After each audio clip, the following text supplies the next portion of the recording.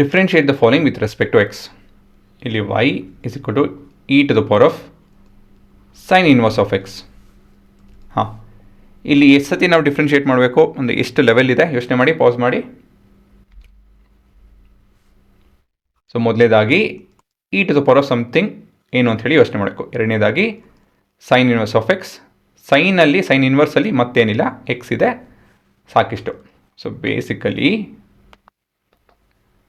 y prime is equal to e to the power of sine inverse of x ಏನೇನೆ, ಯಾಕಂದರೆ differentiation of e to the power of x is e to the power of X.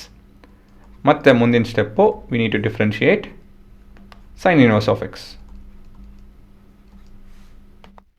So this is e to the power of sin inverse of x into differentiation of sin inverse of x is 1 by square root of 1 minus x square. ಇದೇ ನಿಮ್ಮ ಉತ್ತರ. ಆದರೆ ನಾನು domain ಬಗ್ಗೆನೂ ಸ್ವಲ್ಪ discuss ಮಾಡಿ ಮುಂದುವರಿತೀನಿ. ನಾವು domain ಅಂತ ಹೇಳಿದ್ರೆ ಏನು ಇನ್ಪುಟ್ ವ್ಯಾಲ್ಯೂ ಕೊಡ್ಬೋದು ಈ ಎಕ್ಸ್ಪ್ರೆಷನ್ಗೆ ಅಂತ ಹೇಳಿ. E to the power of something it does not have a restriction. ಆದರೆ ಸೈನ್ ಇನ್ವರ್ಸ್ ಆಫ್ ಎಕ್ಸ್ ಮತ್ತು root of 1 minus x square they are some restrictions ಅಲ್ವಾ, ನಾವು ಏನೇನೋ ಇನ್ಪುಟ್ ಕೊಡೋದಕ್ಕಾಗಲ್ಲ ಅಲ್ಲಿ. So this is dictated by ಒಂದು sine inverse of X